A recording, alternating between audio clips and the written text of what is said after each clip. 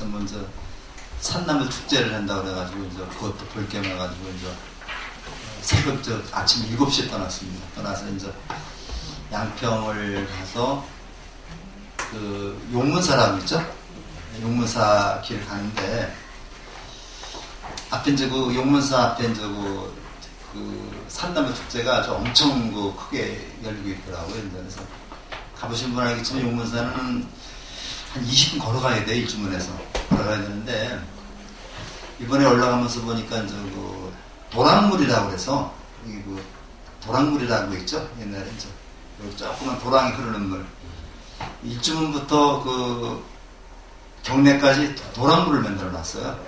그래서 이제 그 도랑물이 이제 그 가에 이제 흐르는데 뭐 그 물도 맑은데 그 물소리가 너무 좋더라고요. 이제 물소리가 너무 좋아가지고 그 도랑물 소리 들으면서 그다음에 거기가 용문산인데 용문산을 보면서 이제 올라가는데 용문산 요새 보시면 실록이 아주 연한 연두색이죠. 실록이 너무 이쁜 거예요, 그냥.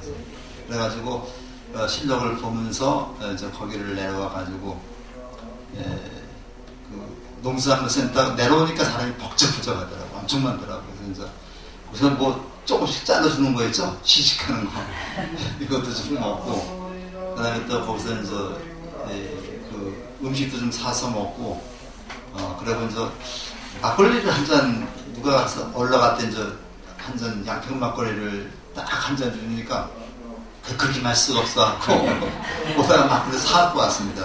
사갖고 와서 오다가 또 그냥 오긴 그래서 이제 세지원이라고 하는 데가 있어요. 이 양평 가시면은 세지원하고 그 두물머리가 이제 같이 연결되어 있는데 굉장히 그 코스가 괜찮습니다. 그 수련이 피면은 굉장히 좋은데 그러니까 수련은 피지 않아가지고 이제 거기 입장료도 받아요. 우리 같은 경우도 이제 입장료 5,000원인데 경로는 이제 3,000원 받더라고요. 입장료를 해서. 근데 한 번도 돈 받아요, 입장료? 예, 돈 받아요. 저기가 개장된 지가 얼마 안 됐어요. 그래서 남한강 이거 양수리 쪽이죠, 그쪽에 이제 보는데 가서 이제 사람들 거기는 많은데 원도막에서 이제 둘이서 이제 양말 벗고 잠도 자고 근데 봤는데 바람이 굉장히 시원하더라고요. 그래서 이제 거기를 보고 또 올길에 소나기 마을이라고 또 있습니다. 가보셨는지 모르지만 이제 황순원 씨의 소나기라는 작품이 있죠. 그 소나기라는 작품이 아마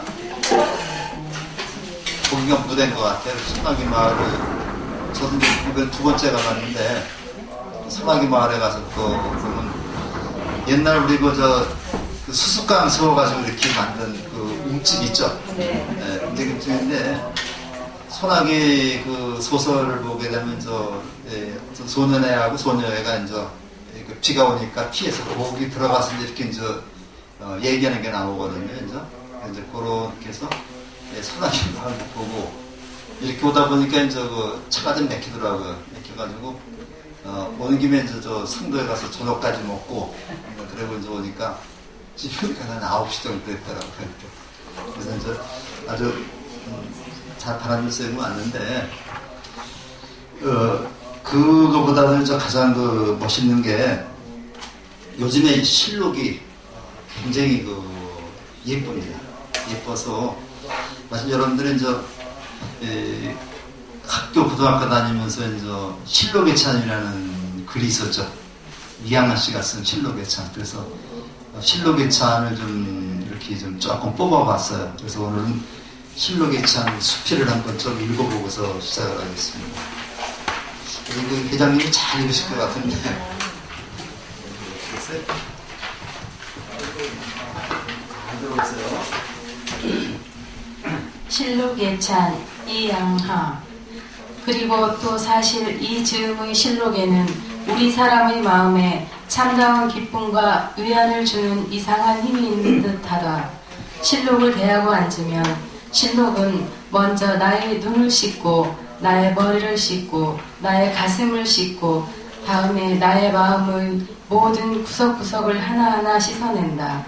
그리고 나의 마음의 모든 티끌, 나의 모든 욕망과 굴욕과 고통과 곤란이 하나하나 사라지는 다음 순간 볕과 바람과 하늘과 풀이 그의 기쁨과 노래를 가지고 나의 빈 머리에 가슴에 마음에 고이고이 둘러앉는다. 말하자면 나의 흉중에도 실록이요 나의 안전에도 실록이다.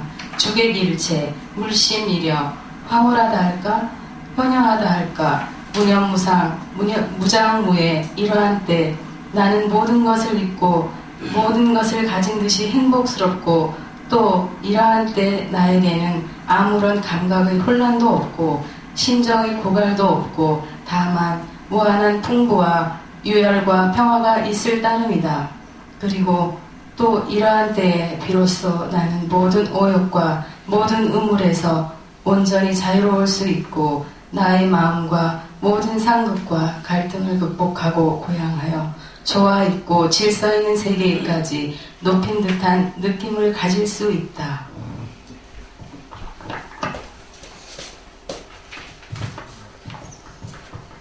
이게 국어에서 이제 빠지지 않고 단골처럼 실리는 글인데, 여름에 이제 한낮에 그 실록은 좀 너무 초록이 짙죠. 짙어가지고 사람을 압도하는 그런 느낌이 있는데요. 요즘에 그 5월의 실록은 이제 연한 연초록이죠. 연초록이 돼가지고 가냘프면서도 새로운 힘이 솟는 그런 그 실록입니다. 그래서 우리가 이제 그 5월을 계절의 여왕이라고 얘기를 하고, 5월이 되면 이제 우리가 밖으로 나가고 싶은 그런 마음이 많이 생기죠. 그래서 첫발 지나시고요. 첫발 지나시고 좀 한번 멀리는 안 가더라도 이렇게 한번 바람도 한번 쭉 쐬시고 그렇게 좀 오시면 좋지 않을까. 가다가 이제 절이 있으면 한번 좀 들려서 좀 부처님한테 인사도 드리고 이렇게 하면 좋을 것 같습니다. 거기 이제 천년이 넘은 은행나무가 있죠. 그 1200년인 줄 알았더니 이번에 가서 다시 보니까 1100년에서 1500년 된 나무라 그러더라고요. 은행나무가 제일 오래된 나무죠. 우리나라의 은행나무 중에서는. 거기에도 좀 새싹이 노랗게 해서 죽은 나무에서 1500년을 버텨온 죽은 나무에서 싹이 돋는다. 굉장히 희한한 일이죠, 이게 이제. 그래서 이제 그런 것도 한번 보시는 데다가 요즘에는 어디 가도 연등을 다 달아놨습니다. 연등과 초록과 이 길이 잘 어울려요. 거기다가 도랑물까지 어울리니까 더 좋더라고요. 그래서 이런 도랑물을 어디 가서 만드냐면 봉화의 청량사라고 있어요. 아주 유명한 절이죠. 봉화의 청량사를 가보면 거기는 한참 걸어 올라가야 되는데 유리보전, 이거 약사전을 유리보전이라고 했는데 유리전 버전부터 아주 요거 껍데기 되지 않습니다. 요런 도랑물이 그냥 쭉 흐르는데 그 도랑물하고 한번 이렇게 대화를 하면서 걸으면은 바로 내가 도랑물인지 도랑물이 난지 구분이 안 가죠. 그래서 옛날에 이제 장자라는 책에 보면요. 장자가 꿈을 꾸서 꿈 속에서 호랑나비하고 놀았는데 나중에 한참 놀다 보니까 호랑나비가 난지 내가 호랑나비인지 구분이 안 가더라. 그런 얘기가 장자에 나와 있습니다. 그러니까 자연과 하나가 되어버리는 거죠. 그러고 갖다가 우리가 이제 무심일체 이렇게 이제 무심이려 이런 얘기를 하고 있는데, 이 불교에서도 참선을 할 때 이제 우리가 딱 이제 가부좌를 들고 이제 앉아 있으면요, 여러 가지 번뇌가 이제 쫙 이렇게 스쳐간다고 그럽니다. 근데 그런 번뇌를 억지로 막으려고 하지 말고요. 그냥 통과 시켜버리면은 그 번뇌가 다 끝나고 더 이상 등장할 번뇌가 없을 때, 그때 이제 밝은 마음이 거기 나오고 그 맑은 마음에서부터 지혜가 샘솟는다 이렇게 얘기를 하죠. 저도 이제 그 경지까지는 저도 못 가봤는데, 이제 아마 학장 스님은 아마 그런 경지까지도 아마 도달했으리라고 믿습니다. 그래서 우리가 이제 멍때리기다 그랬죠, 멍때리기. 멍때리기라 해서 그냥 아무 생각 없이 가만히 앉아 있는 거는 그냥 소위 시중에서 하는 그런 명상입니다. 명상인데 그 명상 중에서 화두를 놓치지 않고 화두를 잡고서 이렇게 탐구하는 게 그 가나선이죠. 가나선이 돼가지고 9 구멍난 똥자루를 메고 다니는 나는 누구인가? 이게 이제 나는 누구인가 이거죠. 이제 내가 이제 그 몸을 보면요, 우리가 이제 그 9 구멍이 난 똥자루인데 그 속에는 똥만 가득히 있습니다. 눈은 똥오줌만 나오죠. 딴 거 안 나오죠. 이거 우리 몸은 똥오줌으로 가득해 있는데 그걸 내가 끌고 다니면서 이제 오욕칠정에 사로잡히는 거죠. 그래서 이 나는 누구냐? 나를 끌고 다니는 이 주체가 누구냐? 그거를 우리가 잘 생각을 해보면요, 우리가 아마 새로운 삶을 살 수 있지 않을까 생각이 됩니다. 올해 그 부처님 오신 날 표가 뭔지 아세요? 부처님 오신 날만 이제 해마다 이제 조계종에서 이제 포교원에서 표를 정합니다. 우리 저기 현수막에 보면은 차별 없는 세상 우리가 주인공 보셨죠? 차별 없는 세상 우리가 주인공이 올해 2561년 부처님 오신 날 공식 표입니다. 그래서 이 세상에 차별 없다는 얘기는 뭐예요? 분별심을 갖지 말라는 얘기죠. 나하고 너하고 분별심을 갖지 말면서 바로 그 세상의 주인공이 내가 돼야 된다. 우리가 돼야 된다. 내가 주인공은 우리가 같이 주인공이 되는 겁니다. 그래서 이런 것을 우리가 염두에 들어가면서 아마 내일 모레 우리 여기서 법요식을 또 갖습니다.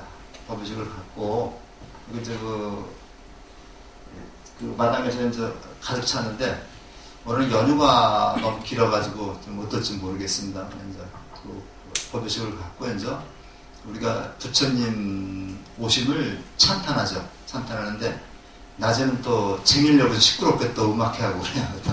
우리 또 여기 담임 선생님 또 우리 합창도 또 좀 합창단도 하죠.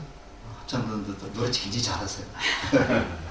합창단 또 노래도 들어보시고 나가서 장기자랑도 또 좀 한번 해보시고 그리고 이제 저녁 때 또 그 예보를 하고 그러면 아마 통상 한 9시까지 끝나는데 아침 10시에 그 법요식 참석하셨다가 집에 가서 좀 쉬셨다가 저녁 예배를 한 7시부터인가 6시부터인가 합니다. 그래서 이제 그거 참석하셔가지고 저녁에 또 이렇게 어두울 때 저녁 예배를 모시면 또 달라요. 많이 달라집니다. 새벽 예배를 모시면 또 3시에 모시면 또 달라지고요. 그래서 그렇게 좀 우리가 그 부처님 오신 날을 좀 경축을 하고요. 오늘은 그 아름다운 교단 행복한 삶에서 부처님 제자들의 삶과 교단의 아름다움 요거는 이제 주로 해서 주로 좋은 얘기들이 많습니다. 좋은 얘기들이 많고 거기다가 이제 여러분들 그 유인물 드린 거는요.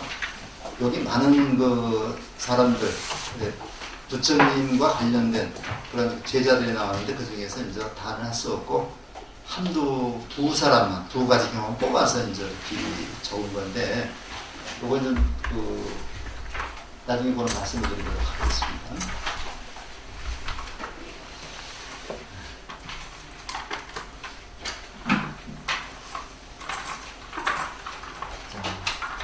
이제 시작 안 한다. 인데 우리가 보통 그 부처님이 45년 동안 그 전법했다고 그랬어요. 45년 전법 활동을 했는데 법을 전하는 거죠. 법을 전하는 겁니다. 그리고 우리가 이제 전법이라는 것은 법을 전하는 것, 부처님이 하는 걸 전하는 거지. 내가 내 생각대로다가 부처님 말씀을 전하는 게 아니에요. 우리가 그거 잘 하셔야 돼요. 부처님이 이제 그 법을 이렇게 전하시면은 우리가 이제 제자들이 그 부처님의 가르침을 그대로 옮겨줘가 이제 다른 사람들한테 얘기를 하는데 이거를 내 멋대로 생각해서 해석해서 붙이면 안 된다는 얘기죠. 그래서 우리가 불교 공부를 하면서 굉장히 그 주의해야 볼 것, 자들 혼자 공부하지 말라. 우리가 보통 보면은 경전 가지고 혼자, 나 집에서 혼자 공부합니다. 이렇게 얘기를 하는 사람들이 많이 있어요. 경전 가지고, 법화경 가지고 혼자 공부한다는데 굉장히 위험한 발상입니다. 그는 경전을 자기 멋대로 해석하면 안 되는 거죠, 이게. 그래서 이제 우리가 이제 그 경전을 볼 적에도 뭐 무비 스님이라든가 이 여러 가지 이제 그 학자나 스님들이 번역하고 주의를 붙인 그런 것 경전들이 굉장히 많습니다. 제가 보기에는 금강경 하나만 하더라도 제가 가지고 있는 게 보통 한 그 15종 정도가 돼요. 해설을 붙인 게. 근데 그 해설이 약간씩 다 다릅니다. 어떤 책은 이렇게 된 게 있어요. 장로 수벌이 하니까 장로라고 하는 말을, 장로라는 말은 늙은 수벌이가 늙은 수벌이가 이렇게 어떤 스님이 번역한 경전인데 이렇게 된 데가 있더라고요. 그러면 부처님한테 늙은 수벌이가 그건 말이 안 되는 거죠. 그냥 장로. 그냥 장로라는 게 그 당시에 보통 스님들을 갖다 존칭해서 부르는 이름이었다고요.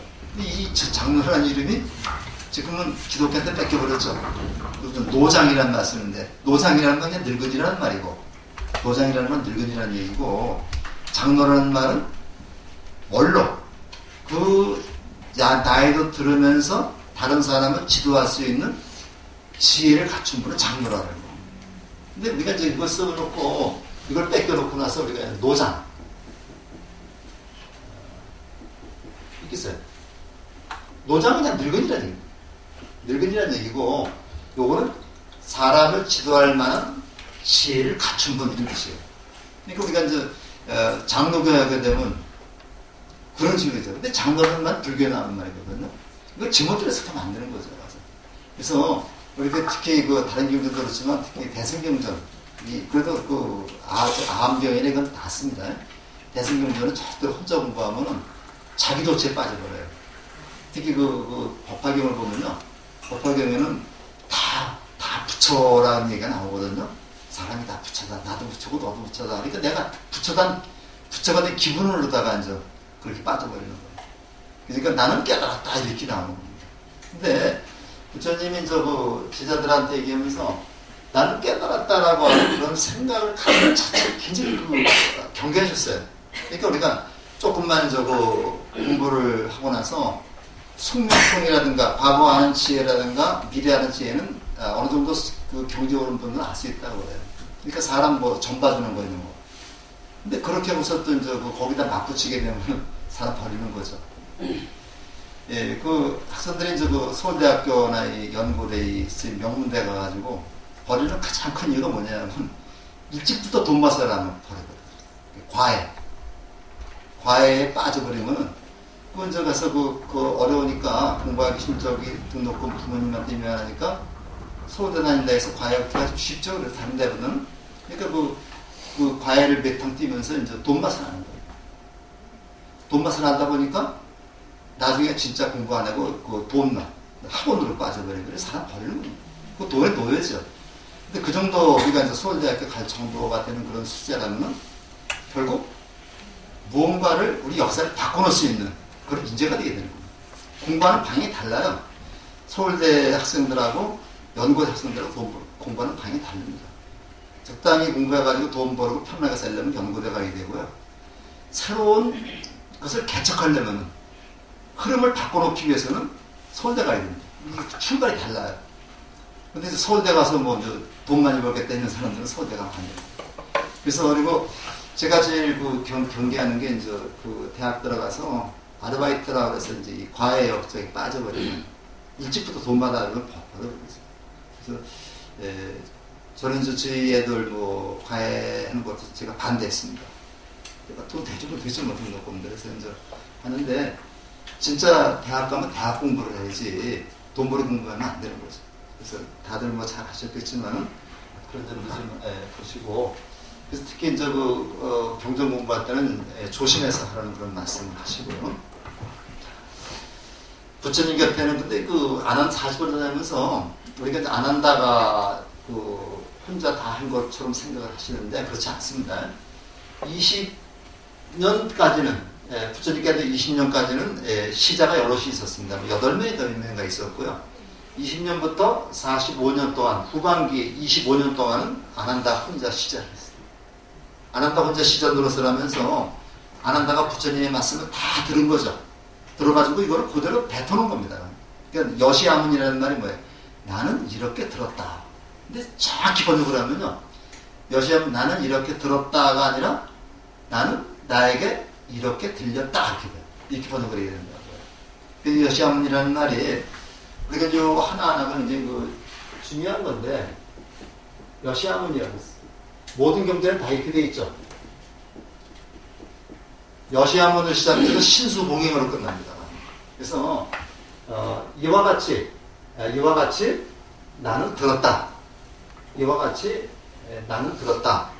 이렇게 이제 해석이 되는 건데 내가 이것이 누구냐면 내가 이게 하나님입니다. 하나님인데 이와 같이 내가 들었다라고 할 때 하고 이와 같이 나에게 들렸다라고 할 때는 전혀 다른 의미가 되죠.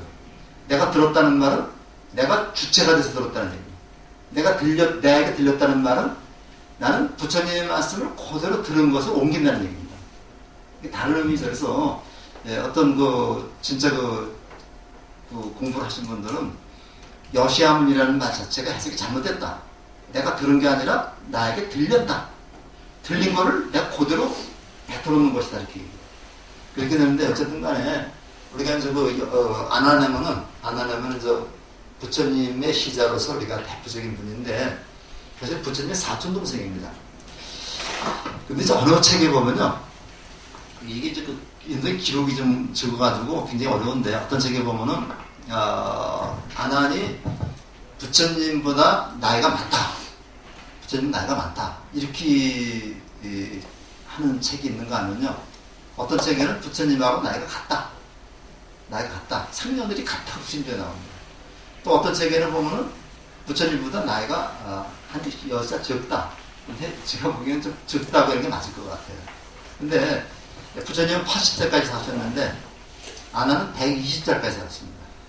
120살까지 살아가지고 부처님의 법을 처음으로 계승한 분이 마가섭이고 마가섭한테 법을 계승받은 사람이 아난입니다.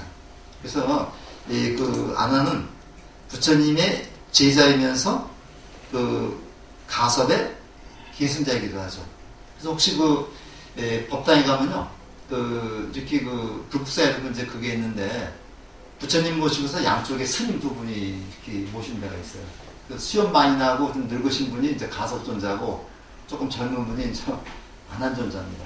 그래서 불국사에도 가면 삼존불이 있고 그 옆에 이제 두 분 대웅전에 이제 모셔놨고, 화순의 쌍봉사에 가면은 가운데 대웅전에 가운데 부처님만 모셔놓고 양쪽에는 보살이 없이 가섭과 안나는 협시 스님으로 모셔놓은 데 되어 있습니다.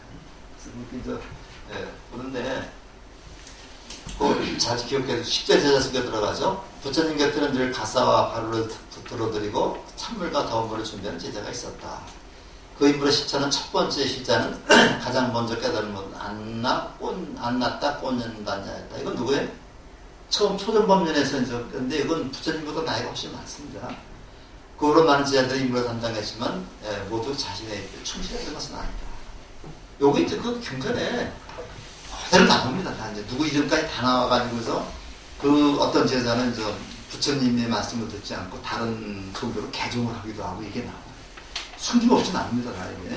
그래서 학식에 많았던 순학학다는 부처님의 신통을 가르쳐주지 않고 형이상학적인 질문을 하면 침묵하신다는 이유로 네가 대통했다.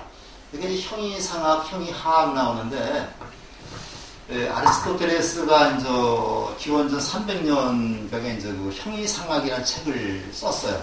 철학책인데 이거 써서 우리가 형이상학이라는 말이 유럽에서 시작된 걸로 알고 있는데 제가 조사해 보니까 주역이라고 하는 책이 주역이라는 책이 잘 들어보셨죠?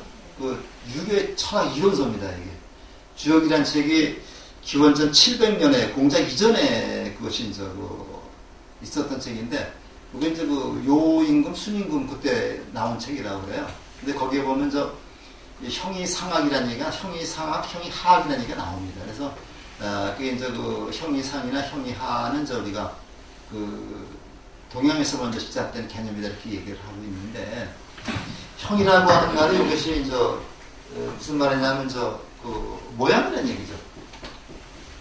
모양이라 해서 이 형자는 우리가 실제로 보는 모양인데 그 모양에서 그 모양을 이루고 형태를 이루고 있는 본질을 우리가 공부와 추구하는 것이 형이상학이고요. 그 다음에 그 모양 그 자체, 겉으로 나타나는 모습을 관찰하는 그런 학문을 흔히 하학이라고 합니다. 하학이라 해서 우리가 이 나무 이거 교탁을 보더라도 교탁을 있는 그대로 물질로 보고 요거를 추구에 들어가는 학문을 형이 하학이라고 해요. 근데 그 교탁의 본질이 뭡니까 이게? 그들의 본질이 나무로 되어 있고 나무 이전에 뭐가 되어 있고 이렇게 해서 그 나무 교탁이 이루어지기 그 이전의 본질, 나무의 본질을 가지고 추구해가는 학문이 이제 우리가 형이 상학이죠. 그래서 요거는 이제 우리가 보통 동양에서는 요거 도라고 해요. 요거 도라고 되고 요거는 이제 기라고 됩니다. 기. 그래서 우리가 어떤 도가 있어 가르침이 있으면은 요 가르침을 담는 그릇을 이제 우리가 기라고 하는 거죠.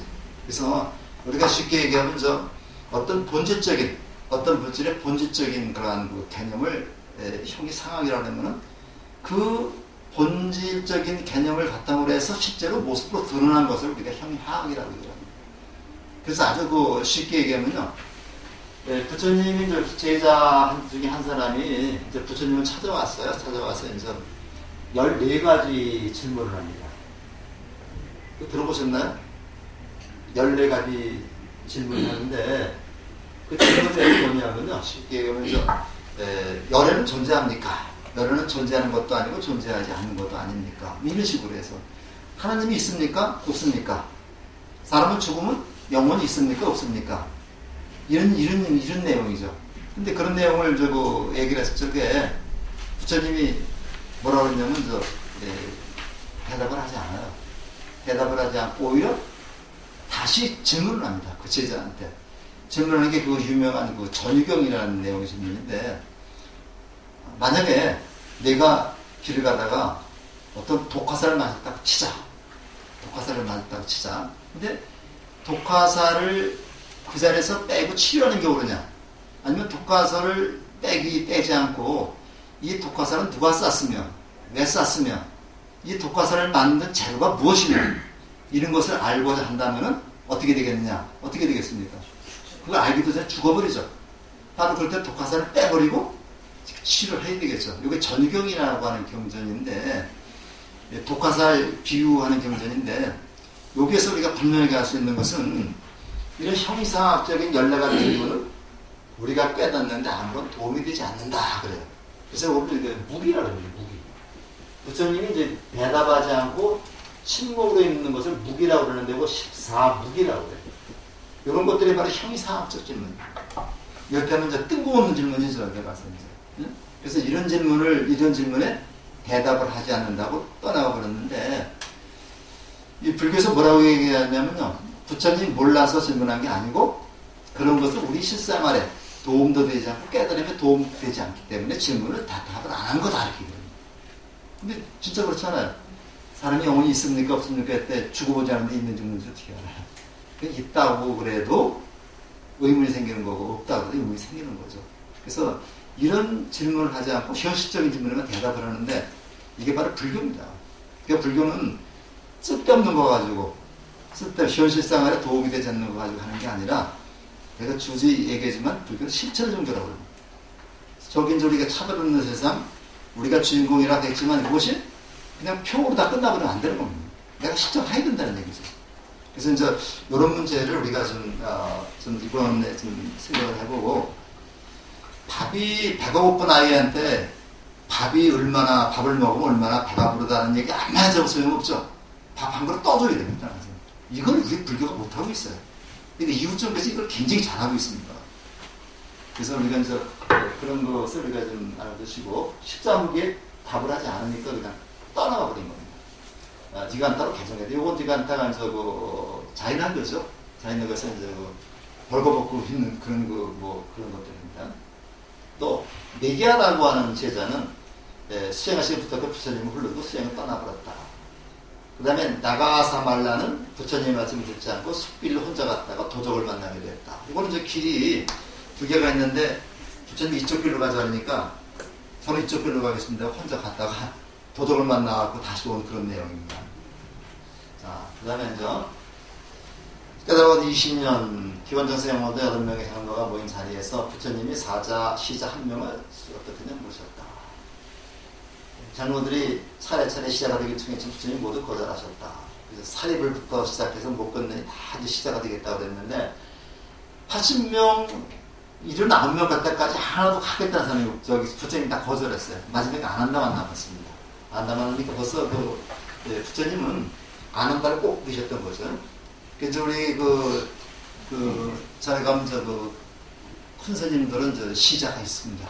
시자가 있어 우선 시자를 통해서 다 하고 그래요. 이제 친견도 하고 그러는데 이제 우리 스님은 이제 시자가 없으니까 이제 종무소를 통해서 이렇게 이제 친견도 신청을 해야 되고 스님도 사생활이 있죠.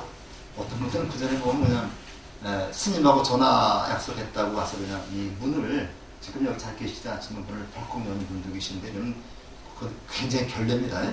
그리고 스님한테 또 양해 없이 또 함부로 이렇게 결례가 돼서 저는 꼭 스님한테 전화갈 일이 있으면 먼저 문자로 보내요. 별로 전화갈 일이 없지만 문자로 보내가지고 이제 그러면 스님이 때 전화가 오거나 시간을 몇 시쯤 걸려도 그때 좀 걸거나 이렇게 해서 이제 하나의 예의입니다. 이제 나이가 스님보다 내가 나이가 많다. 그러니까 막 반말을 이건 아니죠. 계속 우리 학장 스님도 저보다 나이 적어요. 근데 이제 가서 우리는 여기 이제 특히 상자 오신 분들도 그런데 깍듯이 이렇게 스님을 머리 함부로 감는 거 아닙니다. 자, 근데 이제 안 한다가 특별 대우를 받지 않으며 의심나는 것은 언제든지 질문하셔서 허락하신다면 오시겠다 이렇게 얘기를 했습니다. 특별 대우 받지 않겠다. 그 다음에 언제든지 여기는 우리 교재에는 이렇게 쭉 그렇게 나오는데 한번 그거 읽어보시기 바랍니다. 그래서 이게 이제 시자들 얘기가 여기 이렇게 몇 사람만 얘기를 했지만은 경제력은 다 8명이가 나옵니다. 다 나오면서 이 사람은 어떻고 저 사람은 어떻고 그렇게 나와요. 그래서 메기아라는 사람은 말 혼자 수행하고 망설여 떠났다. 그래서 이런 얘기인데 부처님께서 마음에 성숙한 5가지 법을 설하셨는데 좋은 것을 가까이 해라. 계를 지켜라. 법문을 자주 들어라. 열심히 노력하라. 제일 갖추었는데 안 한다가 이제 물었어요. 이 좋은 것을 선우라 그랬는데 선우. 선남자 선자로 해서 이제 선우라고 말하고 이제 나쁜 것을 악우라고 말하는데요. 이 선우라고 하는 거는 이제 나를 바른 길로 이끌어주는 것을 선우라고 얘기를 하고요. 그 다음에 악우는 나를 그릇된 길로 이끌어주는 사람. 꼭 친구가 아니라도 괜찮습니다. 이렇게 얘기를 하는데 안 한다가 물었어요. 안 한다가 이제 부처님한테 물었습니다. 부처님이시여, 좋은 벗을 사귀는 것은 인생의 절반을 놓는 거나 마찬가지입니까? 이렇게 물어봤더니 부처님이 아니다. 좋은 벗을 새기는 것은 내 인생의 전체를 이끄는 것이다 해서 이렇게 벗을 갖다 잘 새기라고 그랬어요. 그리고 유교에도 붕의유신이라고 나오죠. 그래서 친구를 사귈 때는 반드시 믿음, 신뢰감이 있어야 됩니다.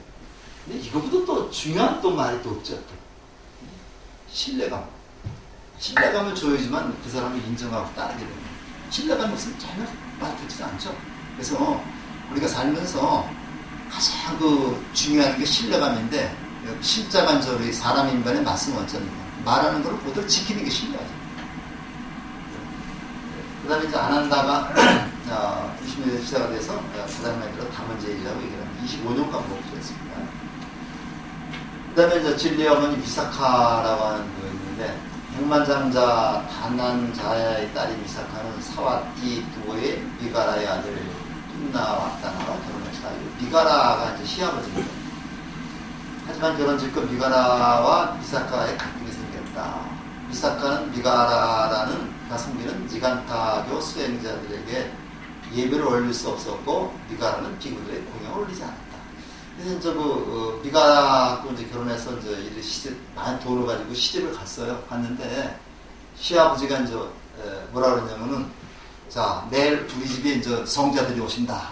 이제 맞이해라. 그래서 이제 음식을 차려가지고 이제 했더니 마침 이제 그날 다음 날 이제 미가 나간 그 며느리 보고 성자들이 오셨으니까 나와서 좀 예의를 표하라 하고서 얘기를 했습니다. 딱 물려고 들어가려니까 전부 다 벌거벗은 사람들만 있는 거예요. 나체스 형제들. 그래서 나오죠. 벌거벗은, 그건 다용매도라고 그러는데, 벌거벗은 사람들만 딱 이렇게 있으니까 깜짝 놀라 기겁을 해가지고 이제 문을 닫고 나가서 공의가 올리지 않았습니다. 그리고 이제, 그러니까 이제 비가라가 시합제 여기 자세히 나와 있습니다. 화가 잔뜩 났죠. 그때 며느리를 막 야단치니까 용서하십시오 스님, 저희 시아버님은 묵은 것만 잡히 이렇게 얘기를 했어요. 이렇게 얘기를 하니까 다 다른 사람들 앞에서, 그러니까 묵은 것은 뭐야? 이거 썩고 식고 그런 것들이죠. 그러니까 이제 시아버지가 이제 되게 화가 나가지고 법정에 이제 재판을 청구했습니다. 청구했더니 묵은 것이라는 말은 썩은 것, 배설물이라는 뜻도 있기 때문에 이건 인격 모독이다. 이렇게 하고 재판을 청구했더니 바람은 앞에서 재판관 앞에서 이제 미사카가 얘기하는 겁니다. 뭐라고 얘기하냐면 시아버님이 현재 누리는 복덕은 과거에 지은 공덕의 결과입니다. 과거의 공덕으로 지금 맛있는 음식을 드시지만 새롭게 복덕을 쌓을 생각하시지 않기 때문에 묵은 것만 잡수신다고 하신 것입니다. 이렇게 얘기를 했는데 여기 좀 교재 잠깐 좀 보시겠어요? 교재 306쪽을 좀 보시기 바랍니다. 306쪽의 6번째 줄부터 좀 같이 좀 읽어보겠습니다. 묵은 것만 잡수신다고 말한 것은 사실입니다. 하지만 그 말은 시아버님을 모욕한 말이 아닙니다. 시아버님은 거식을 위해 비구가 문전에 나와 있는 것도 알지 못하며 돌아보지 않습니다. 현재 누리는 복록은 모두 과거에 지은 복덕의 결과입니다. 시아버님은 과거에 지은 복록으로 맛있는 음식을 드시면서 새롭게 지은 복록을 쓰는 초도 없습니다. 그런 뜻에서 묵은 것만 잡수신다고 말한 것입니다. 그러니까 미사카의 말한 의도는 과거에 지은 공덕만 가지고 먹고 산다. 그리고 현재 공덕은 짓지 않으니까 어떻게 되겠다는 거예요. 내세에는 비참하게 살 것이다. 이렇게 얘기를 해요. 이렇게 하니까 그 재판관이 이제 미사카 손을 들어줬어요. 이제 항소는 안 하는 모양입니다. 그러니까 손을 들어주니까 미사카가 이렇게 아주 멋진 여자죠. 오명을 벗은 미사카가 스스로 친족으로 고소하겠다. 다시 돌아가겠다. 근데 왜 그걸 시아버지가 미가라가 고소를 했느냐면요. 많은 그 재산을 가지고 왔는데 재산에서 미가라가 미사카가 친정으로 돌아가게 되면 그 2배를 갖다가 물어줘야 됩니다. 물어줘야 되기 때문에 그거 돈이 아까워가지고 했는데 미사카가 당당하게 얘기해요. 나는 내가 유언해도 되는데 내가 내 오명을 벗기 위해서 내가 재판을 한 것이지 위헌을 안 하려고 재판은 아니다 해가지고 이제 집으로 돌아가려고 그러니까 그 미사카 이제 그 시아버지가 이제 말린 겁니다. 왜 말렸느냐? 돈을 안 주기 위해서 말린 겁니다. 그리고 돌아가면 또 2배 또 돈을 줘야 되죠. 그래서 말렸는데 제가 원할 때 언제든지 부처님과 스승을 초청할 수 있도록 해준다면 친을 돌아가지 않겠습니다. 이렇게 해가지고 결과적으로 이제 당당히 부처님과 제대로 초청했는데 설법을 듣던 미가라가 자기도 모르게 부처님의 말씀에 감동을 한 겁니다. 이게 이제 우리 그 포교의 기본이죠, 이게. 기본인데 이제 우리 보면 지금도 우리 절에도 이제 여자 보살님들만 오시고 고사님들 안 오신 분들 굉장히 많습니다. 그래서 차만 태워다주고 가시는 분도 많고 또 1년에 한 번 오시는 분도 많고 그런데 이제 그런 가까운 가족들을 먼저 포교하는 게 이제 포교 원칙이죠. 이제. 그래서 그런 의미에서 미사카는 바로 그 시아버지를 불문에 들어오게 했다는 점에서 우리 굉장히 대단한 포교사라고 볼 수가 있습니다. 근데 이제 이거를 하지 않고 가족을 포교하지 않고 이제 남을 포교한다는 건 조금 이게 좀 쉬운 일이 아니죠. 그래서 이번에 그 부처님 오신 날은 좀 가족들 같이 그리고 크리스마스 때 교회 가면 되잖아요. 우리 그 스님도 그렇고 우리 불교에서는 뭐 교회 가는 거 막지 않습니다. 그러니까 그 교회 가서 또 교회 그 목사님이나 신부님 또 강서도 또 듣고 또 우리 또 절에 와서는 스님 법문도 듣고 이번에 우리 그 촛배일 행사에도 신부님과 목사님 다 오십니다. 할마다 오셔요. 그래서 신부님은 잘 오시는데 목사님 섭외하기 좀 쉽지가 않아요. 잘 안 오시려고 그래요. 그래서 이번에 목사님 신부님 오셔가지고 같이 그 축하하면서 우리가 하는 거. 우리 그 법정 스님이 그 명동성당 가서 법문하시고 김수환 추경이 옛날에 그 기상사에 와서 강론하시고 그러셨어요. 근데 이렇게 좀 서로 이게 교류가 있어야 되는 거죠. 지금도 그래서 불교, 카톨릭, 그 다음에 원불교라고 있습니다. 원불교는 정렬하고 해가지고 하얀 저고리에 까만 치마 입는데 굉장히 그게 개혁적인 불교입니다. 거기도 부처님 모시고 있어요. 근데 그 불상만 모시지 않을 뿐이지. 근데 그런 저도 익산에 그 원불교 본부가 있고, 그 다음에 저국이 있어요. 그 어디야, 거기. 법성포 있는데, 어디죠, 거기가?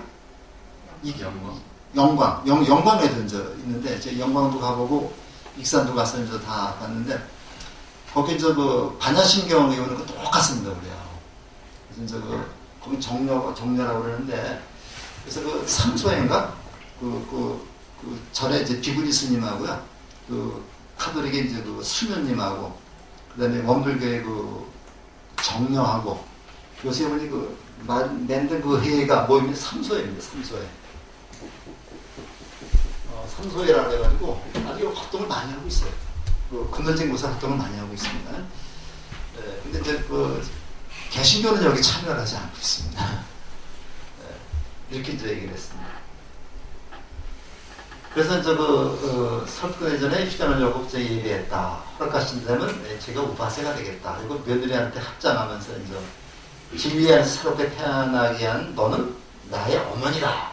그래서 이거 미가라가 사슴이라는 말인 것 같습니다. 그래서 미가라의 어머니를 우리가 녹자모, 요 미가라의 어머니를 한문으로 녹자모라고 번역을 해가지고 미가라가 나중에 절을 만들어가지고 기증을 했는데 그 절을 동원정사라고 합니다. 동원정사를 또 동원정사보다도 녹자모 강당이라는 이름은 더 잘 알려져 있어요. 그래서 이렇게 해서 미사카가 시아버지를 갖다 이렇게 붙자로 만든 전부 그런 내용입니다. 그래서 요게 여자들이 보살님들이 이렇게 주장이 굉장히 강하죠, 요새는요. 그래서 어떤 불교 집안이 개신교 며느리 하나 들어오면 그냥 개신교 집안으로 바뀌는 경우가 굉장히 많습니다. 우리 주위에도 굉장히 많고, 특히 카톨릭도 마찬가지죠. 독실한 불교 집안인데, 저기가 카톨릭 며느리가 와가지고 카톨릭 집안으로 바뀌는 거죠. 우리 요새는 잘 안 부르는데, 우리 옛날에 많이 불렀던 참불가 중에서, 우리도 부처님 같이 말고, 옛날에 무슨 참불가 하나 있는데, 지금은 아마 없을 건데, 찬양합니다. 찬양합니다.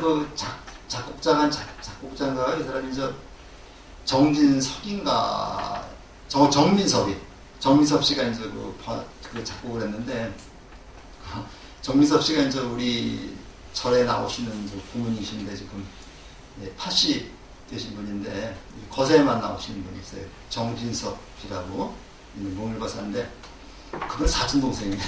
사촌동생인데, 그분이 아주 독실한 불교 집안이었었는데, 며느리를 카톨릭이라던가요? 그렇게 해서 개종을 했다고. 그런 게 되게 많아가지고, 저는 우리 애를, 가능하면 좀, 두자 집안에서 이렇게 며느리를 놓고 싶은데, 우리 아들도 그거를 알기 때문에, 여자들을 여자친구로 사귀는데, 전부 다가 교회 나가는 사람들이 없더래요. 그래서 나중에 결국 이제 우리 늦자 집안하고 이제 결혼을 해가지고 같이 이제 저는 지금 며느리 둘이 다 이제 그 종교 간의 갈등은 하나도 없습니다. 이제 둘째 사돈을 우리가 절에 다닌다니까 아주 그 사돈 전체가 불교도 절에 다니기 시작을 했어요. 그래서 이랬는데 이렇게 집안이 같은 생각을 가지고 있다는 게 굉장히 중요하거든요. 근데 그 중에서 그 다른 종교 가지고 있는 뭐 제사 문제라든가 뭐 어떤 때는 우리 49제 모시러 오는데 며느리가 이제 그 절에 안 다닌다는 식으로 며느리 참석을 안 해요. 그런 사람도 있고 그렇습니다. 그래서 우리가 이제 이 젊은 우리 청년 부자애가 좀 활성화되면은 여기서 서로 끼리끼리 좀 연애도 그러고 그러는데 절에서는 그게 많죠. 우리 절에서도 이제 이렇게 서로 사돈 맺은 분들이 있습니다. 가서 사돈 맺은 분들이 있는데 굉장히 바람직한 것 같습니다. 그래서 두 집인가 있는데 아마 가서 그 불편한 점도 물론 있는데 그런 게 이제 바람직하지 않은가 이렇게 생각이 좀 들고요. 예, 미사카가 8가지 소원을 세웠는데요. 자, 한번 같이 읽어볼까요? 사와티에 머무는 모든 기구들에게 무기에 가산 도시, 사와티에 찾는 모든 스님들에게 첫 번째 공양을 한다. 사와티에 머무는 모든 스님들에게 마지막을 올린다. 사와티에 경을 스님들의 보인을 모두 올린다. 사와티에 경을 하는 스님들의 보인을 모두 올린다. 사와티에서 교만하는 스님들의 약을 모두 올린다. 사와티에 머무는 모든 스님들에게 아침을 다짐을 올린다. 사와티에 머무는 모든 비구들에게 목욕을 하사를 보시한다. 이 8가지 소원을 세웠는데 8가지 소원을 한마디로 얘기한다면 한마디로 얘기하면 전부 다가 주는 거죠. 전부 다 보시입니다. 그죠? 공양을 올리는 것도 보시죠. 그래서 위사카가 바로 뭐를 원을 세웠느냐? 보시의 원을 세운 겁니다. 보시의 원을 세웠는데 이 보시라는 건 남에게 베푸는 게 보시죠. 근데 요 베푸는 것이 꼭 물질적으로만 베푸는 건 아니죠. 물질적으로 베푸는 것도 있지만 그 다음에 가르침으로 베푸는 것도 있어서 우리가 크게 보시를 3가지로 나눕니다. 보시를 3가지로 나눠가지고 첫 번째가 재시, 재물, 돈이라든가 물질을 가지고 보시하는 걸 재시라고 해요. 그 다음에 법시가 있습니다. 법시는 부처님의 가르침을 다른 사람에게 전해주는 것. 그 다음에 3번째가 무예시가 있어요. 무예시인데 요거는 우리가 무예라는 말이 이제 두려움 없게 해주는 것. 두려움이 없게 해주는 걸 우리가 이제 무예라고 하거든요. 그러니까 아픈 사람에게는 죽음에 대한 두려움 없게끔 일러주고, 가난한 사람에게는 지금은 가난하지만 열심히 노력하면은 부자가 될 수 있을 거라는 희망을 주는 겁니다. 그러니까 무예시라는 건 다른 말을 갖고 얘기하면요, 지금 처해 있는 상황에서 희망을 주는, 더 나은 희망을 주는 것을 우리가 무예시라고 볼 수 있어요. 이게 3가지 보시가 있는데, 물론 제시도 이 법시하고 연결이 됩니다. 다 연결이 되지만 이런 것들이 있는데 이런 것을 베푸는 것. 근데 가장 중요한 게 뭐냐면요, 베풀고서 베풀었다는 상을 내지 않는 것. 베풀었다는 상을 내지 않는 것. 이게 제일 중요하죠. 내가 공덕을 베풀고 내가 그 돈을 주고 내가 괜히 줬다 후회하지 않는 마음. 그러니까 복전함에 가서 어떻게 하다 보니까 10,000원짜리를 딱 집어넣는데, 야, 이거 1,000원짜리 했었는데, 이렇게 후회하면 복덕이 사라져버립니다. 그래서 그거는 기분 좋게 시스템에다 50,000원짜리 넣었으면 그냥, 부처님, 그것도 부처님하고 또 인연인가 보다 생각하시면 되는 거고요. 근데 쉽지가 않죠. 술 먹는데 5만원 드는 거 아깝지가 않은데, 그래서 그런 얘기고, 그 다음에 우리가 저기 보면요, 인터넷 들어가면 무대체시라고 또 있어요. 무대체시라고 해서 재물이 없이 그냥 보시하는 건데, 남한테 좋은 말 하는 거. 그 다음에 항상 웃는 얼굴을 보여주는 거, 이것도 보십니다. 그래서 인터넷에 무대체시라고 한번 쳐봤어요. 무대체시에는 재물로 보시하지 않는 7가지 그런 큰 보시가 있습니다. 그래서 이렇게 해서 우리가 위사카라고 하는 사람을 봤고요. 그 다음에 이제 승단을 위한 우바이들, 이제 남자 그 신도들은 이제 우바세, 여자 신도는 우바이. 그래서 우리가 이제 비구니, 우바세, 우바이. 요거를 사부대중이라고 그래요. 이 사부대중이 모두 갖추어진 시기가 어느 때라고 그랬어요? 사부대중이 모두 갖추어진 시기가, 때가, 부처님의 이모인 마아자파티가 출가하면서 비구니가, 비구니가 생겼죠. 그래서 이제 최초의 그 비구는 누구? 마하교진요. 그 다음에 최초의 우바세 우바이는 야사의 아버지와 야사의 어머니. 수사따 장자의 딸 쫄라 수바따인데 시댁 식구들을 모두 승가에 귀의시킨 분입니다. 그래서 이걸 유인물에 보면요. 유인물에 보면 여기 확고한 신심이 있는 쫄라 수바따 이렇게 나와있죠. 다난자니, 그 다음에 숙비야, 위말라 이런 거 있는데 여기서는 많은 사람들이 있지만은 그 쫄라 수바따만 한번 뽑아봤습니다. 뽑아봤는데 여기 맨 뒤 페이지 보세요. 맨 뒤 페이지 보면서 페이지 보면 법구경에서 따르죠. 이제 거해 스님이 번역한 건데 이거 고려원에서 간행한 건데 이게 제가 가지고 있는 게 1992년판입니다. 상하로 되어 있는데 지금 제가 책임 중소에 있는데 이것도 법구경에는 시만 나와요. 시만 나오는데 이게 정확히 말하면 법구 비유경입니다. 그러한 법구경의 말씀이 나오게 된 과정을 갖다 쫙 써놓은 게 있어요. 그걸 같이 보시면 우리가 법규가 훨씬 잘 이해하는데 확고한 신심 있는 쫄라스 봤다는 세 번째 페이지를 보시면요. 두 번째 페이지 보면 조금 고딕체로 쓴 글씨가 있죠. 눈 덮인 히말라야처럼 착한 사람은 멀리 있어도 잘 드러나고 밤에 쏜 화살처럼 악한 사람은 가까이서 잘 드러나지 않다. 이것이 법구경의 304번째 개성인데 보통 법구경책에 요 개성만 나와 있습니다. 요 개성만 나와 있는데 법구 비유경을 보면은 요런 내용이 다 나와 있어요.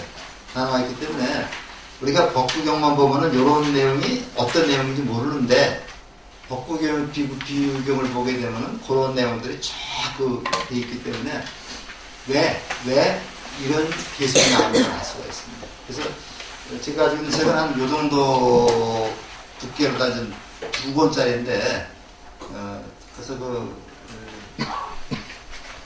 법구 비유경, 그리고 법구경이 되어 있습니다. 법구 비유경을 한번 보시면은, 쫄라 수반따라고 하는 여자가, 우바이가 어떻게 시댁을 갖다가 이렇게 전법을 했는가를 알 수 있는 거죠. 그래서 그거는 한번 좀 쉬우니까 그렇게 한번 쭉 읽어보시고 따로 이거는 읽지 않겠습니다. 근데 두 번째 페이지 좀 보세요. 두 번째 페이지 보면 거기 고딕제로 쓴 게 있죠? 한번 같이 이거 읽어보고서 좀 쉬겠습니다. 감관은 고요하고 마음은 평온해지며 조용하고 침착하게 서지요. 눈은 아래로 내려다보고 말은 적게 하죠. 그런 분들이 저희 스님들이에요. 몸의 행위가 청정하고 말이 청정하고 마음이 청정하죠. 그런 분들이 저희 스님들이에요. 진주족의 껍질처럼 훌륭한 덕을 지니고 계시죠. 그런 분들이 저희 스님들이에요. 세상 사람들은 이익이 있으면 우쭐대고 손해가 있으면 풀죽지만 그분들은 이익과 손해에 무관심하죠. 그런 분들이 저희 스님들이죠. 세상 사람들이 칭찬하면 우쭐대고 비난하면 풀죽지만 그분들은 칭찬하거나 비난하와 똑같은 태도를 보이죠. 그런 분들이 저희 스님들이에요. 세상 사람들은 기쁘고 우쭐대고 괴로우면 풀죽지만 그들은 즐거움과 괴로움을 벗어난 사람들이죠. 그런 분들이 저희 스님들이에요. 그래서 우리가 쫄라스바타라고 하는 여자가 자기 시부모한테 내가 믿고 의지하는 우리 스승은 바로 이런 스승입니다. 이런 분입니다. 이렇게 하면 아주 어려운 말 없죠? 어려운 말 없고 우리가 부처님이 어떤 분이신가를 우리가 알 수가 있습니다. 이 초기 불교를 제가 많이 말씀했는데 초기 불교의 특히 법부경이나 수단이빠따나 니까야나 아함경에는 부처님이 이런 식으로 얘기가 되고 있어요. 부처님은 우리가 감히 접근하기 힘든 그런 분이 아니라 동네 할아버지 같은 분입니다. 할아버지 같은 분이고 어른들을 보면 이뻐할 줄 알고 그 다음에 잘못한 것을 보면 야단도 짓지 않고 이런 분이시기 때문에 우리가 부처님한테 조금 더 다가가기 위해서는 부처님의 생애를 공부하면서 이런 분들 그래서 여기서 이런 분들을 통해서 부처님을 좀 이해하게 해달라는 관점에서 한번 얘기해 보았습니다. 조금 쉬었다 할까요? 조금 쉬었다 하겠습니다. 우리가 만들어 졸업시키는 게 아닙니다. 그리고 가을에는 선택 과목입니다. 가을에 선택 과목을 하는데 선택 과목고 해서 다른 데서는 2년을 해요. 2년에서 일주일에 1시간씩 해가지고 2년을 하는데 우리는 이렇게 일주일에 2시간 해가지고 양들을 겹치게 해가지고 이렇게 졸업을 시키는 겁니다. 이렇게 한 데가 많이 있어요. 왜 인원수가 확보가 한 40명 정도 확보가 되면 이렇게 할 수 있는데 그렇게 하는 것이 말씀드려서 5월 20일 날 오후에는 좀 시간 좀 비워놓으시기 바랍니다. 비워놓으시고 우리가 일단 명단을 다 올려서 하는데 그래도 항상 가서 보면은 우리 경인불교대 학생들이 제일 많아요. 그래서 좀 그렇게 하시고 그 다음에 올 때마다 여기서 오실 때마다 절이 좀 달라지고 있죠. 어제도 이 고사님들이 또 이렇게 저기 많이 했어요. 이렇게 도량 청정도 하고 오늘은 좀 쉬었다가 내일은 또 아침 또 보살님들은 또 음식 장만하고 또 보살님들은 또 나머지 준비합니다. 제가 의자 저기 가지고 있는데 의자 저거 다 깔을 거예요. 깔아서 의자에 앉아서 다 법회를 보게 하고 우리 육법공양도 정식으로 하고 그 다음에 관욕식이라고 있죠. 부처님이 부처님인데 우리는 행사 끝난 다음에 개별적으로 가서 관욕을 이렇게 한번 해서 부처님 몸 씻겨드리는 거 이거는 한번 하시기 바랍니다. 그 다음에 아마 모르지만 아마 비빔밥 할 것 같아요. 그래서 좀 맛이 없더라도 맛있게 드시고 내가 맛 있고 없고는 내가 어떤 마음으로 먹냐가 굉장히 중요한 거고 그 다음에 저도 참 안타깝게 생각을 들었는데 그냥 점심 공연 꼭 하고 가세요. 하고 가시고 다 우리가 당당히 먹는 거니까 어떤 분 눈치 보거나 그럴 거 없습니다. 그걸 가지고서 바쁘시면 그냥 밥으로 꼭 가시고요. 조금 바쁘지 않으시면 같이 설거지 하면 되는 거잖아요. 그렇지 않아요?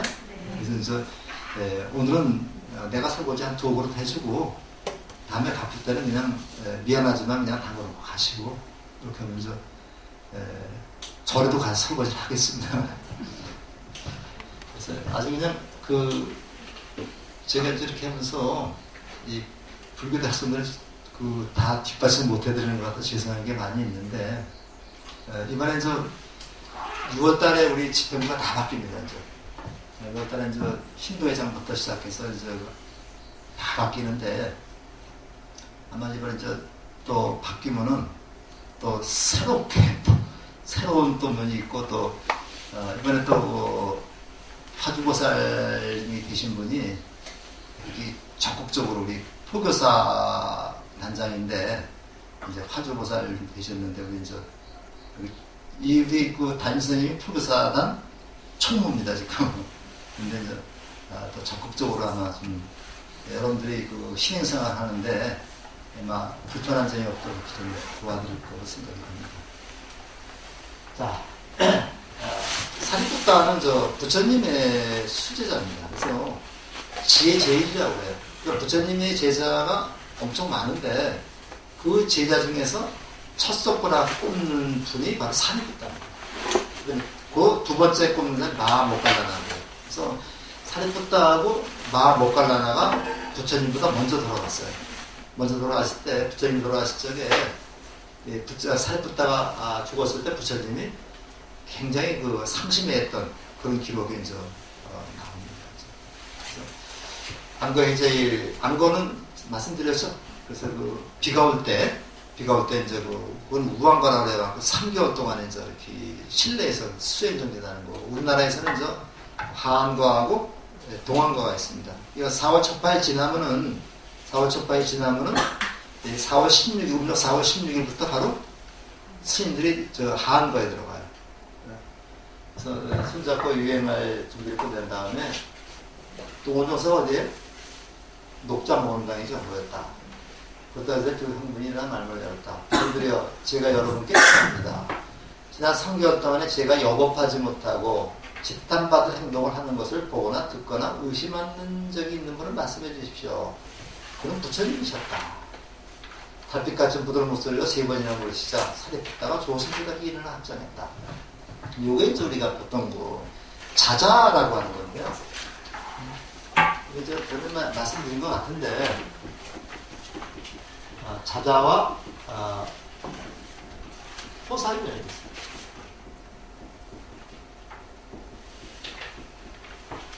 호살이 있습니다. 바로 그 호살이라는 거는 초하루하고 보름에 여러 사람 대중 앞에서 자기의 잘못을 말하고 용서를 받는 게 호살이고요. 그 다음에 자자라는 거는 안구가 끝났을 때 3개월 동안 안구가 끝났을 때 대중 앞에 나와서 나에게 잘못이 있다면 지적해 주십시오. 고치겠습니다. 이게 자자인데 부처님이 먼저 자자를 하신 겁니다. 그러니까 사리푸트가 얘기를 했어요.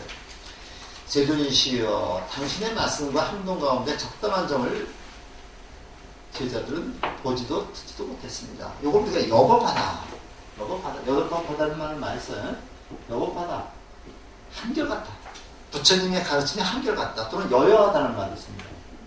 여여하다.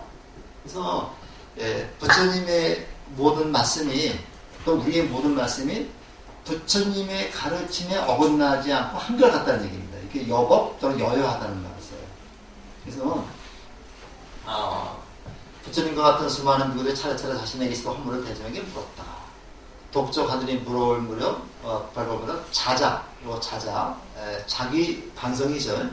비구들이 새롭게 마련한 가사와 바루를 찾아들었다. 이 가사 바루인데 이 가사는 이 복복이라 그랬죠.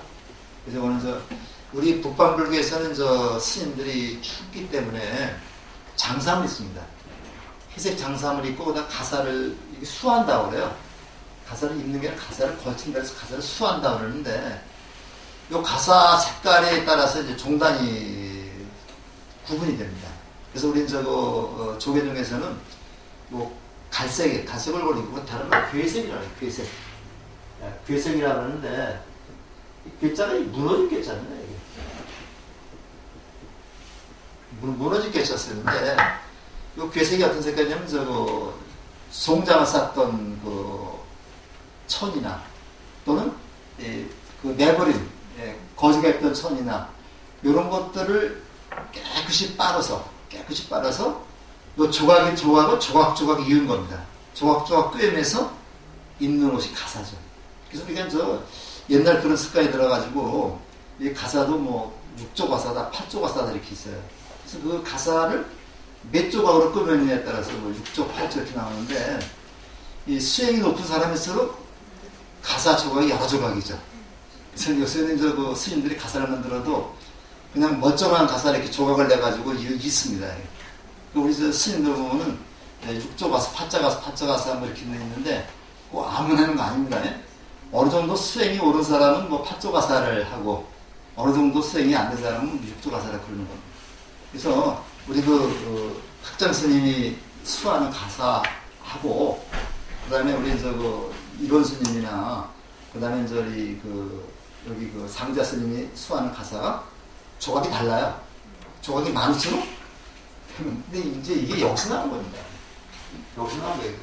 조각조각 그 떨어진 그런 가사를, 손조각을 깨끗이 빨아서 있는 거죠.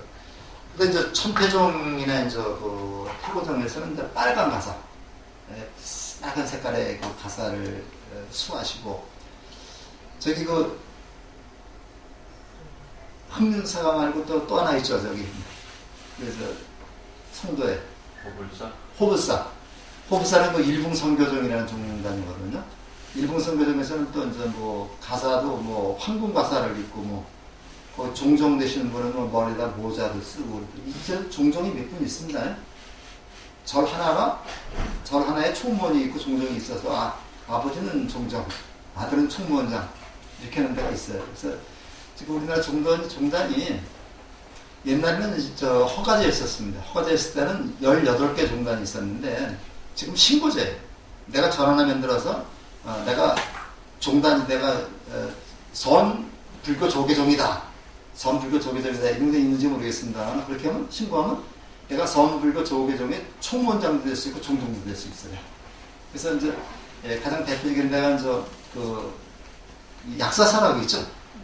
약사사는 굉장히 큰 절입니다. 그건 이제 화엄종, 대한불교 화엄종의 총본산이에요. 그 옛날부터 그 총본산으로 이제 큰 절이었었고, 흥문산은 이제 관음종이죠. 관음종이고, 그 다음에 이제 우리가 모르는 조그만 절에 이제 그렇게 종종이 있어가지고, 우리 그 보셨는지 모르겠지만은, 저기 지난번에 이제 우리 그 불교 총연합회 그 행사 쪽에도 소개할 때 무슨 종종 소개한 적이 있었죠. 근데 그분들은 이제 뭐 황금 가사에다가 모자 쓰고 그렇게 나오고 이제 그랬는데, 그분들이 또 오셔가지고는요, 내가 명색이 종종인데 종종 대접 안 해준다고 또 투덜대는 분들도 계시다고 그래요. 이제 그분들한테 법문에 듣다는 얘기죠. 그런데 거기 그 많은 사람 앞에서 법문하고 싶다고 그러고, 법문 안 시켜주면 또 조금 더 삐지는 분들도 있습니다. 지난번에는 저희 그 흥륜사 주지스님 법문해줬죠? 이렇게 그렇습니다. 달빛 차례 인사드리는 한비가 사태 모증을 내렸다. 그래서 이제 이렇게 자자를 맞추고 써놨는데, 한 사람이 사리푸따한테 이제 막 화를 내는 겁니다. 사리푸따는 교만하고 자신이 무슨 제자라고 사람들은 없으면 사사건건 간섭합니다. 내 어깨를 치고 지나가면서 사과한 말이 없었다. 이건 뭐 사리푸따를 갖다 비판하는 거죠. 그러니까 이제 딱 부처님 어떻게 해야 되는, 이런 일이 있을 때 어떻게 해결해야 되는 거냐. 그러니까 이제 사리푸따가 부처님이 지금 사리푸따가 딴 데로 떠나려고 하는 거거든요. 떠났습니다. 그러니까 이제 제자들을 시켜가지고 사리푸따 커밍 오라 그래라. 그래서 불러왔어요. 그리고 모든 사람들도 한 사람도 빠짐없이 여기 모여라.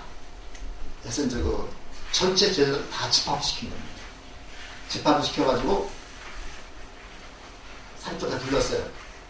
내가 이러이러했다는데 그게 사실이냐? 사실이라면 사과해라. 사실이 아니라면 누가 사과해야 되는 겁니다. 그 사리푸따를 비판한 사람한테 사과해야 되는 거죠. 그러니까 사실이냐 이렇게 물었더니 사리푸따가 이제 세존이시여, 제 마음은 대지와 같고 걸레와 같고 전달화와 같고 뿔이 달린 황소와 같습니다. 그래서 전달화는 이게 참달라라고 참달라라고 그러는데, 이는 불가촉 천민입니다. 불가촉.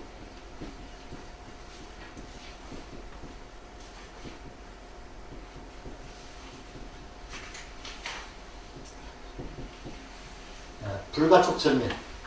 가촉이라는 말은 접촉이죠.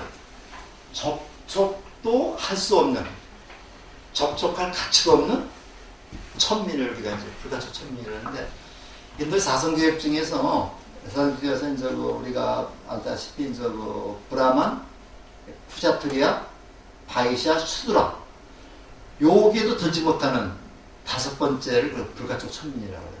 우리나라에서는 100점보다도 못한 그런 천민을 얘기하는 거죠. 그래서 이런 그 불가촉 천미를 우리가 참단하려는데 잔다라, 이거는 이제 우리가 한문으로 잔다라는 겁니다. 뿌리장 황사와 같다. 매천도 없고 원함도 없고 다툼도 없습니다. 이렇게 당신으로 인해 눈뜬 진리 안에서 선을 쌓으면 자유롭게 논일 뿐입니다. 근데 이것만 가지고는 잘 부족하니까, 그리고 교재에 보면요, 아주 잘 얘기를 해놨고 있어요. 그래서 교재를 한번 보겠습니다.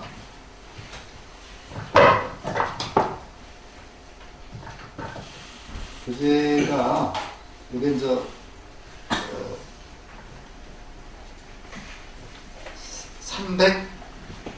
312쪽이죠? 312쪽의 그 첫째 쪽부터 같이 좀 읽어보겠습니다. 314쪽이죠? 314쪽. 314쪽. 자, 같이 읽어보겠습니다. 세존이시여, 땅에는 깨끗한 것도 버리고 깨끗하지 못한 것도 버립니다. 똥, 오줌, 침, 가래, 피, 고름도 버립니다. 그런 것을 버리고 땅은 수라하거나 부끄러워하거나 피가 없습니다. 세존이시여, 벌레는 깨끗한 물건도 닦고 깨끗하지 못한 물건도 닦습니다. 똥, 오줌, 가래, 피, 고름을 닦습니다. 그런 것들을 닦더라도 벌레는 싫어하거나 부끄러워하거나 혐오하지 않습니다.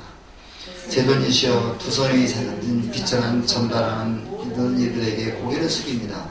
녹말을 걸쳐 입고 깨어진 발을 든 전달하는 못다남은 음식을 주는 이들에게도 고개를 숙입니다. 감히 머리를 들 생각조차 하지 않습니다. 추모를 견딜 줄 아는 전달하는 이 마을 저 마을로 떠돌아다니며 무게를 느끼지 않습니다.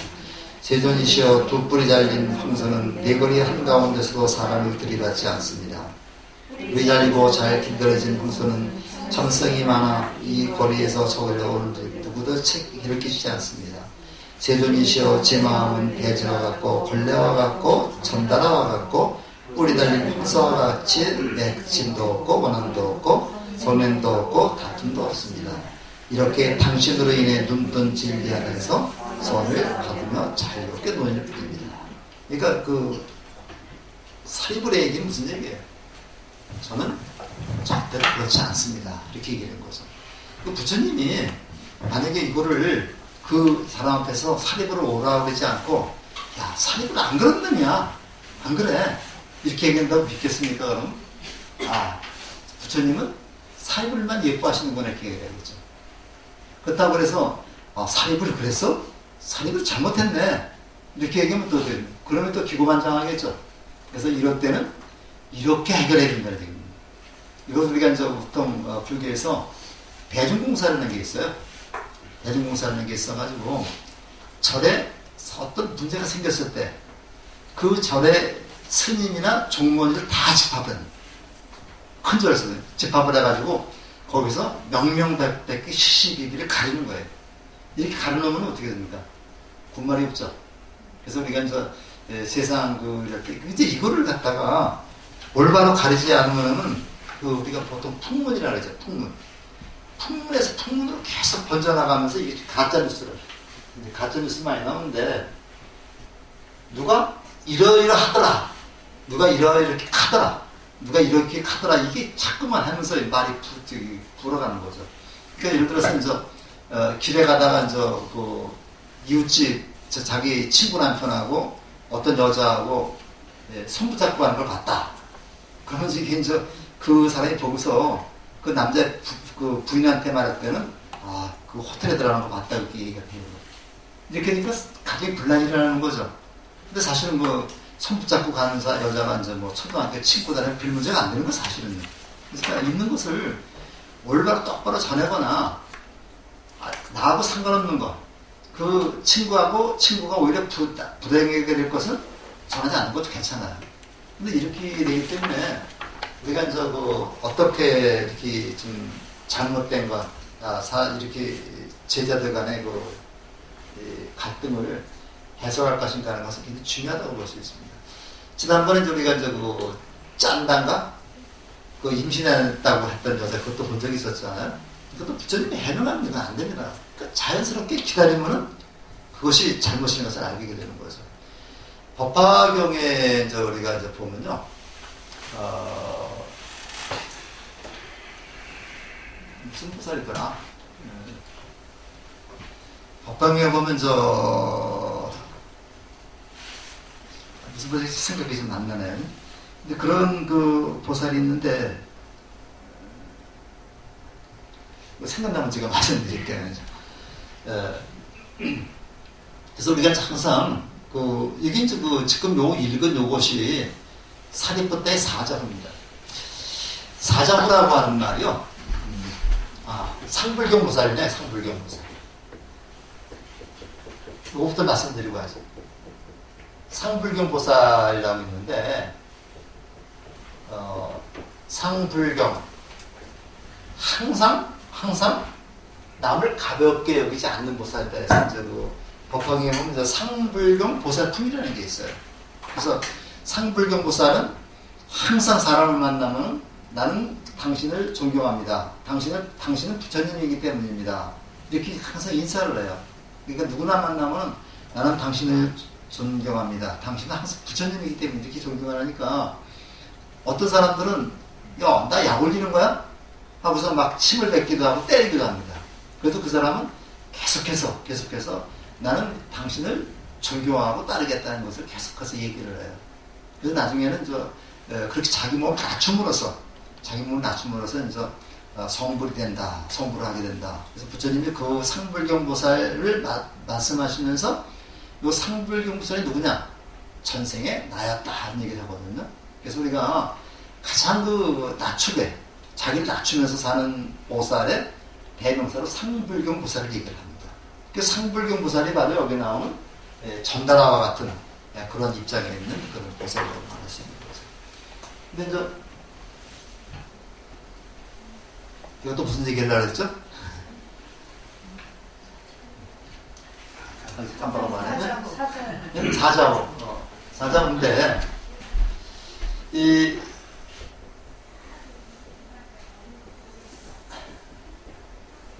여기 사자인데 이 남쪽에서는 이 동남아 지역이나 인도 지역에서는 사자가 많았던 모양입니다. 그래서 사자나 코끼리를 이제 가장 신령스럽고 사자를 산속의 왕으로 이렇게 생각을 했어요. 사자가 숫자가 운다는 얘기입니다. 운다는 얘기인데 사자가 한번 포효를 하게 되면은 모든 짐승이 꼼짝 못하고 사자의 그 포효 앞에서 다 머리를 숙인다고 해요. 그래서 부처님의 말씀을 사자후와 같다 해서 부처님의 말씀을 사자후라고 얘기를 합니다. 부처님이 앉은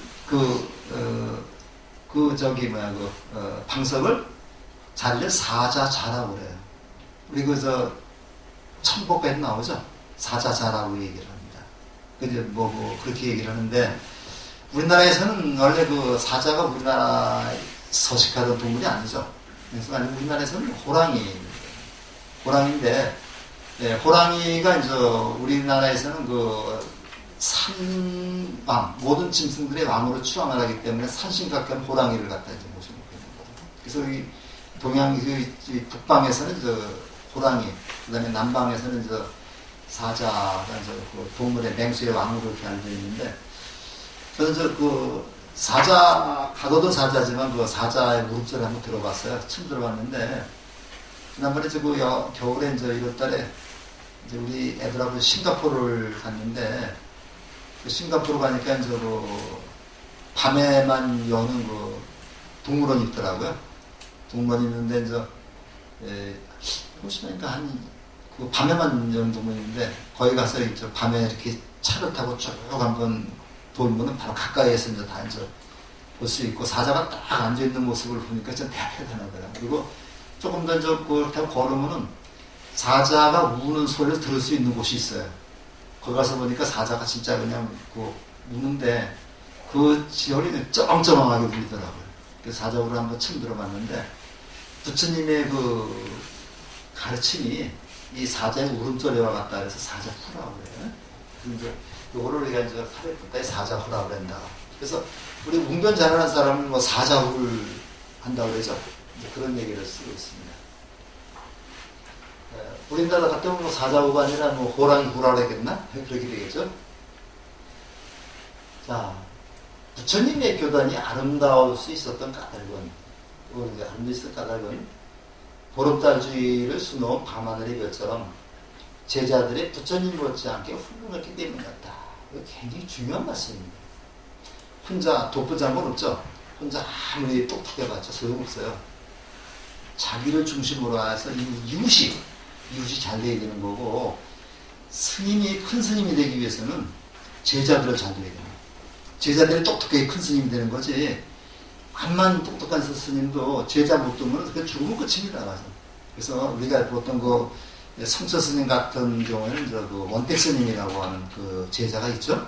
있고 그 다음에 청담 스님 같은 경우는 요새 그 제자 쭉 나와가지고 해자 스님이라고 왜 도선사 그 백파순례 했던 분 있죠. 이런 분들이 전부 다 청담 스님 문중이 되는 겁니다.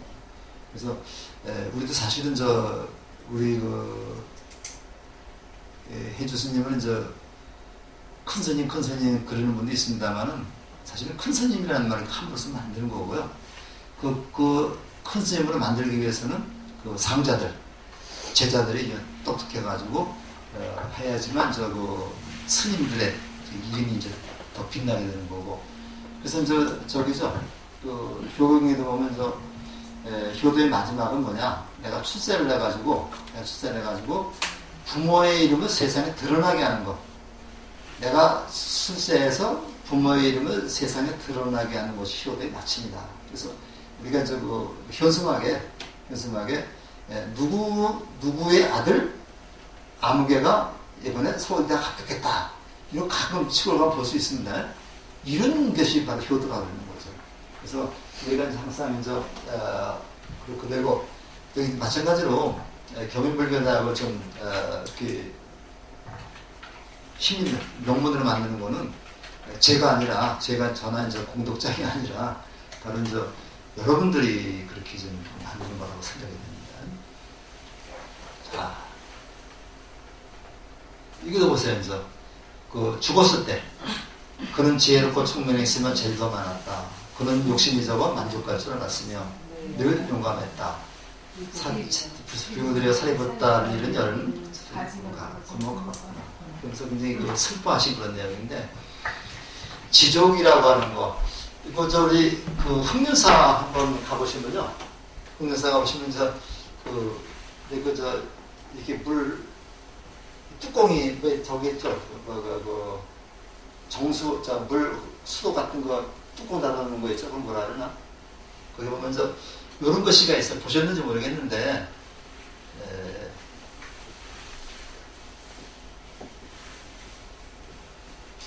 이런 글씨가 있습니다.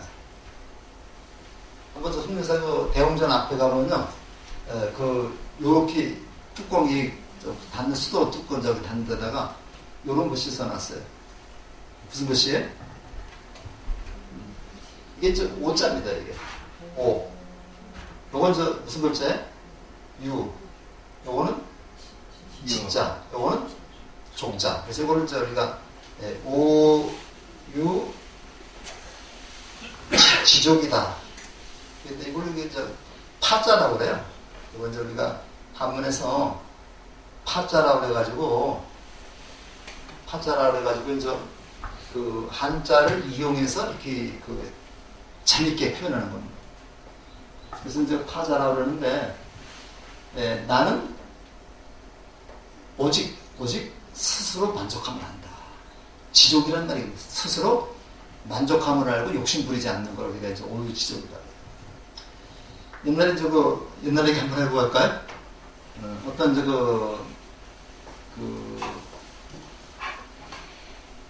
옛날에 한량들이 술집에 가서 술을 한잔 마시면서 기생들하고 또 정부도 싹 풀어져. 그래서 옛날에 좀 눈치 있는 한량들은요, 술을 먹고 여자가 기생이 쫙 치마를 갖다 이렇게 쫙 펼쳐놓으면은 거기다가 시안서 딱 적어주고 이렇게 떠나고 그런 게 있었어요. 한 기생이 한량을 하나 해서 술을 마시면서 하룻밤을 지내고 났는데, 그 다음날 굉장히 아쉬웠던 모양이에요. 굉장히 멋진 남자였던 모양입니다. 그래서 그 남자한테 시를 하나 적어줬어요.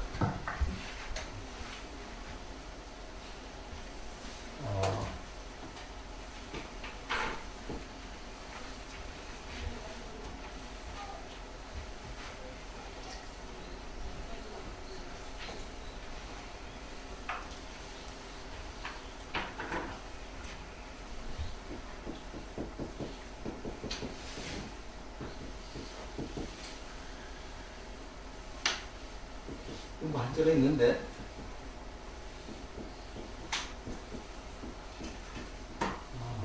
국무성이 월인문하면 2일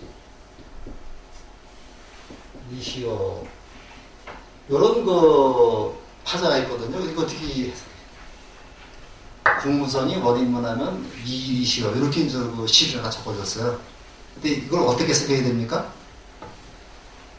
국이라는 말에서 국이라는 말이 있는데 국이라는 말에 이제 무성, 성이 없으면 이게 어떻게 되는 겁니까? 국이라는 말에서 이제 성이 다 사라지면은 요구자가 되죠. 그죠? 그러면 월인문 달이 문으로 들어간다. 요거 달자가 있는데 문자가 있는데 물이 달이 문으로 들어간다. 이게 무슨 글자냐? 한가한 한자입니다. 한가한 한자. 2일이 오신데 2일이면 48시간이죠. 2실 더하면 몇 시간이 돼요? 50시간이 되죠. 그래서 이제 혹 한가하면 오십시오. 이렇게 써가지고 좋다고 그래요. 이렇게 파자입니다, 이게. 그래서 옛날 우리 할아버지들이 이런 멋들어진 것들을 많이 썼어요. 국무성이 월인문하면 2일이시오. 혹 한가하면 다시 찾아오십시오. 이런 얘기라고 그러죠. 그래서 이제 그 다음에 우리 고려 때 이제 이자겸이가 이제 고려 왕족을 무시하고 나라를 이제 찾으려고 그랬을 적에 나라를 빼앗으려고 했을 적에 유행했던 나라가 말이 18자 득국입니다. 18자 득국 해가지고 요 18자를 요걸 합치면은 이렇게 되죠. 이 씨가 나라를 얻는다. 그래가지고 요것이 또 이성계 때는 이제 목자득국이라고 하는 이 말이 유행이 돼가지고 시절 고려가요 중에서 목자득국이라는 노래가 있었습니다. 목자득국의 목자가 바로 뭐냐면 목자라는 말이 이 씨죠. 이 씨가 나라를 빼앗는다 이런 얘기입니다. 이렇게 지금 굉장히 많이 있는데 그러면 나이를 따질 적에는 60은 화갑이라고 그러고 77세는 희수라고 얘기를 하죠. 88세는 비수라고 얘기해요. 전부 다 이렇게 파자에서 나온 말들이 되겠어요. 그 다음에 사와띠에서 14번째 법규경 인연 이야기 있고, 요거 전부 다가 아까 말씀드린 법규경 그 책에 나옵니다. 아라한에게 무력이 없다, 이런 거.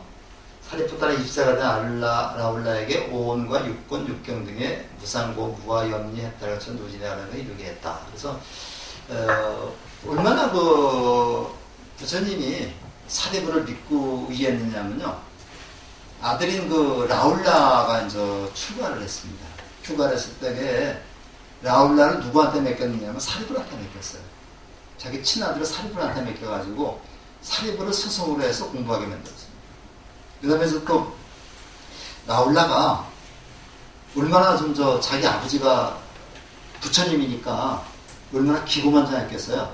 그러니까 라울라가 좀 장난질을 많이 쳤습니다. 그래서 내 아버지가 부처님이니까 백을 믿고서 좀 나쁜 짓도 많이 하고 그러니까 부처님이 아들을 불렀어요. 아들을 불러가지고 야 라울라야 물 좀 하나 떠갖고 와라 하니까 배야에다 물을 떠갖고 왔습니다. 그러니까 이제 내 발을 좀 씻겨라. 그래서 발을 넣고 라울라가 이제 발을 씻게끔 만들었어요. 아버지 말이죠. 씻게끔 만들고 나서 그 물을 갖다가 땅에 부으라 그랬습니다. 부으라고 그러고 다시 라울라에게 야, 이 물을 다시 이 그릇에 담아봐라. 담을 수 있겠습니까? 담을 수 없죠. 그러니까 잘못된 짓을 하면은 이렇게 후회한다는 얘기입니다. 그래서 가르쳤더니 그다음부터 라울라가 이제 그 아버지의 말 뜻을 알아듣고 이제는 나쁜 짓을 하지 않으면서 숨어서 이렇게 선종을 쌓았다고 그래요. 이걸 밀행이라고 합니다. 숨어서 혼자 수행을 해가지고 라울라를 밀행제일이라고 얘기를 하죠. 그래서 우리가 이제 그런 것들에서 우리 자식에 대한 그런 가르침도 엿볼 수가 있고요. 무조건 자식을 이렇게 욕을 하거나 공부하라고 윽박지르거나 그거보다는 이렇게 좀 잘 보듬어서 칭찬도 하고 이제 그렇게 하는 게 더 좋은 거죠. 그 다음에 카필라와 때에서 15번째 하는 건데, 법후경이 이제 128번째 인연 이야기가 있는데, 여기 장인 숙바의 죽음입니다. 숙바라고 하는 게 부처님의 장인이자 대화다tta의 아버지라고 하는, 대화다tta가 누구예요? 부처님을 죽이려고 했던 그런 제자죠. 근데 이 중국에는 굉장히 기록 문화가 발달되어 있습니다. 발달되어 있어가지고 중국의 저쪽에 사망 오제 때부터 시작을 해가지고 쭉 역사에 기록이 돼 있어요. 기록이 돼 있어가지고 중국의 모든 역사를 25사라고 얘기해요.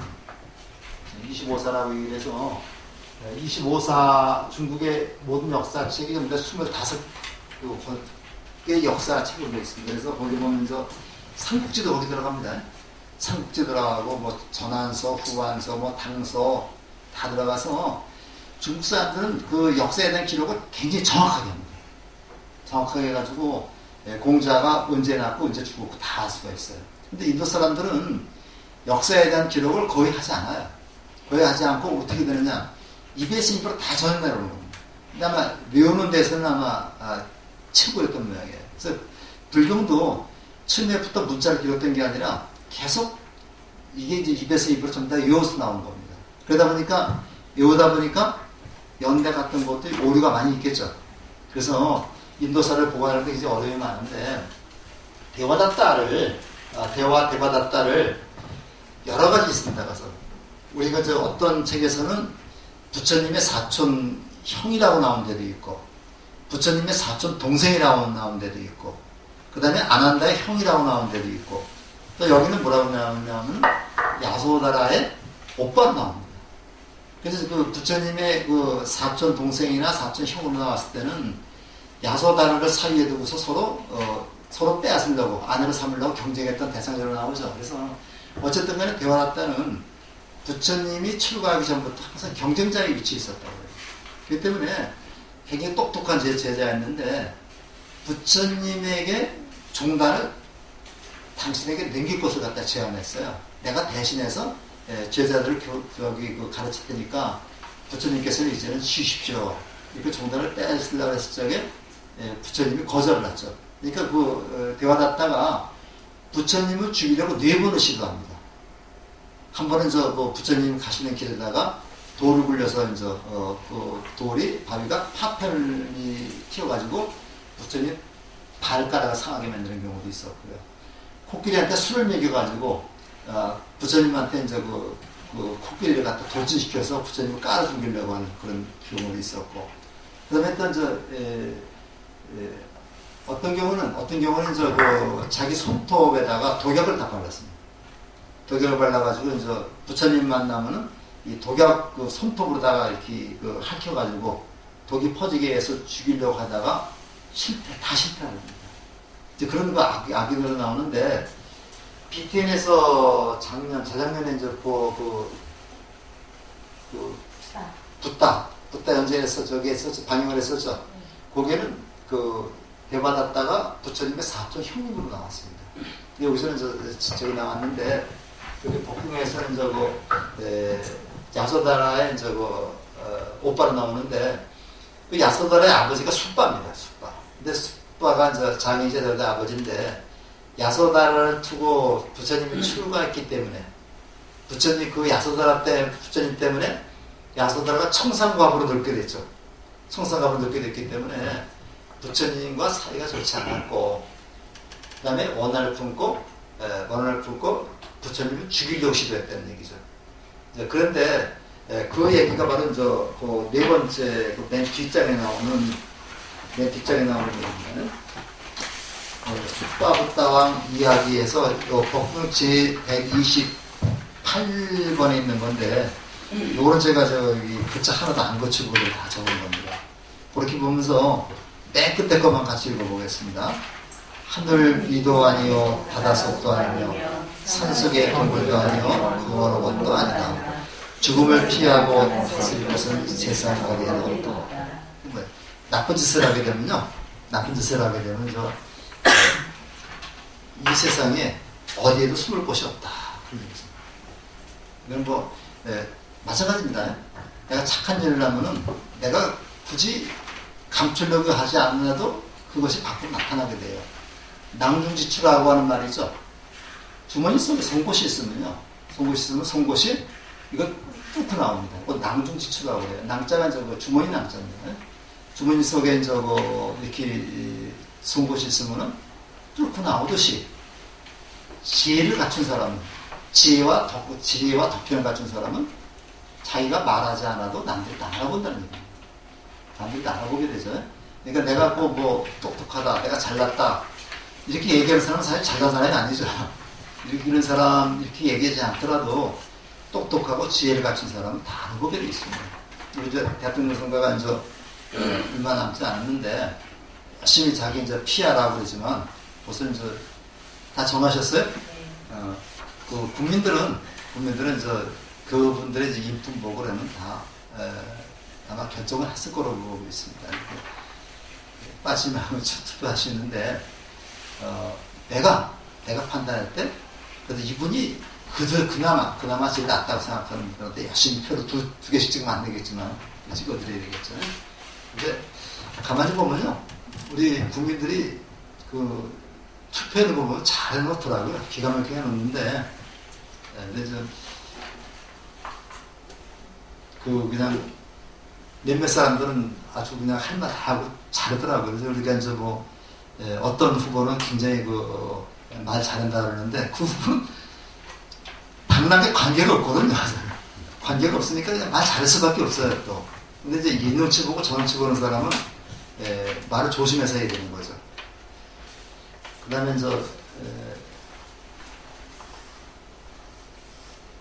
알라비시에서 16번째 안거에서 사람을 잡아먹는 약자 알라까와를 교회에서 수다원이 되게 했다. 근데 저기 알라까와이고는 제가 유인물을 만들지 않았는데, 그 알라까와라고 하는 그 야차는 뭐 사람을 잡아먹는 그 야차라고 그래요. 근데 이제 그 야차가 부처님하고 이제 대화를 했습니다. 대화를 했는데, 뭐라고 대화를 했냐면, 그 야차가 나와가지고, 그 부처님이 딱 수행을 하고 있으니까, 야, 사마나 수행자 바깥으로 나와라.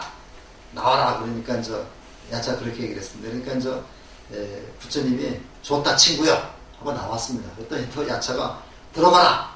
이거 더 들어갔어요. 이거 4번이나 거듭했습니다. 4번이나 거듭하고 나서 이제 마지막에 이런 얘기를 했습니다. 야차가 사마나여, 나는 너에게 질문을 하겠다. 만일 내 무릎에 답하지 못한다면 너의 심장을 찢어버리고 너의 두 발을 잡아서 겐지스강 쪽으로 서쪽으로 집어던지겠다 하니까 부처님이 이제 오 보시오, 내 마음을 어지럽히고 내 심장을 찢고 내 발을 잡아 겐지스강 저쪽으로 집어던질 수 있는 그런 자를 나는 아직까지 보지 못했다. 자 보시오, 묻고 싶은 것이 있으면 무엇인지 물어봐라. 이렇게 부처님이 얘기를 하니까 수다니빠따 181번 계가 이렇게 되어 있습니다. 가장 값진 재산은 무엇인가? 어떤 일을 해야 마음이 편안한가? 맛 중에서 가장 좋은 맛은 무엇인가? 어떻게 사는 것이 최선의 삶인가? 이거 4가지를 물어봤어요. 가장 값진 재산이 뭐냐? 어떤 일을 해야 마음이 편안하냐? 그 다음에 맛 중에서 가장 좋은 맛은 무엇이냐? 그 다음에 어떻게 사는 것이 최선의 삶이냐? 4가지 물어보니까 부처님이 182그 생각하는 겁니다. 인간에게 있어서 가장 값진 재산은 믿음이다. 진리를 잘 관찰함으로써 마음이 편안함을 얻는다. 진실이야말로 맛 중에서 가장 좋은 맛이고 지혜롭게 사는 것만이 최고의 삶이다. 이렇게 말씀을 했거든요. 이걸 요약해 놓은 것이 바로 요겁니다. 그러니까 그 야차가 이제 물었을 때 부처님이 이렇게 대답을 하면서 야차를 교화시키는 거예요. 그래서 인간의 가장 으뜸가는 재산은 믿는 것이다. 상대방을 믿는 것이다. 그래서 우리가 이제 그 유교에서도 오산 중에 인의 의지 힘이라는 게 있죠. 믿는 거다. 그 다음에 행복에 이르는 길은 바로 행복에 이르는 것이 편안하게 사는 것. 편안하게 사는 것은 법, 부처님의 가르침을 배우는 것이다.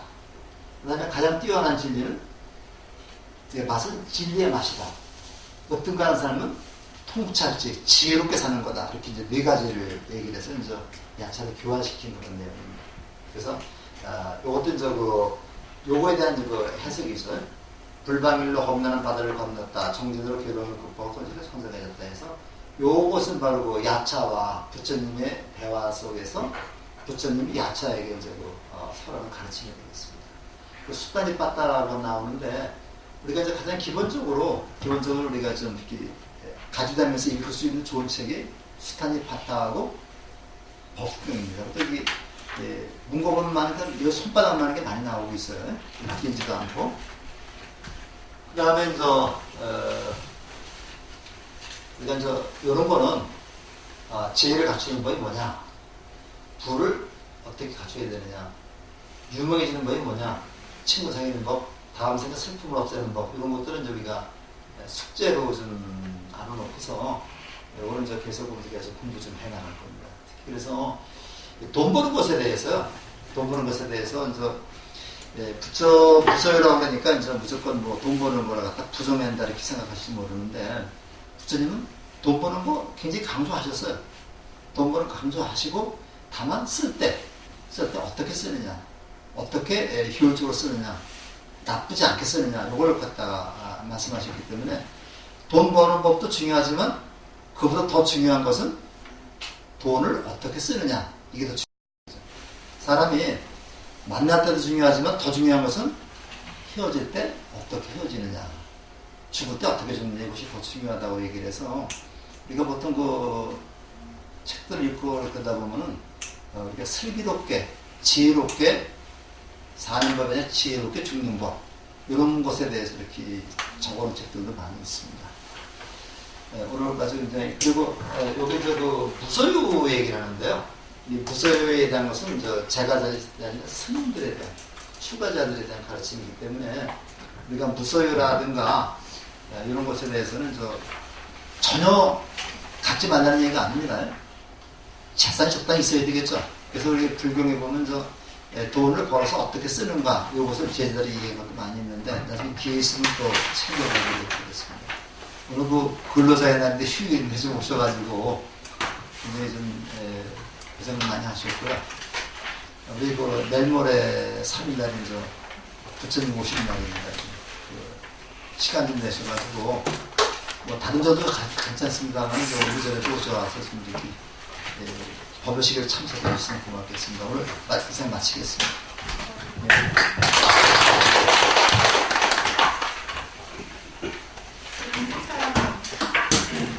주장은 보고 아까 말씀드렸죠? 정선을 모시겠습니다.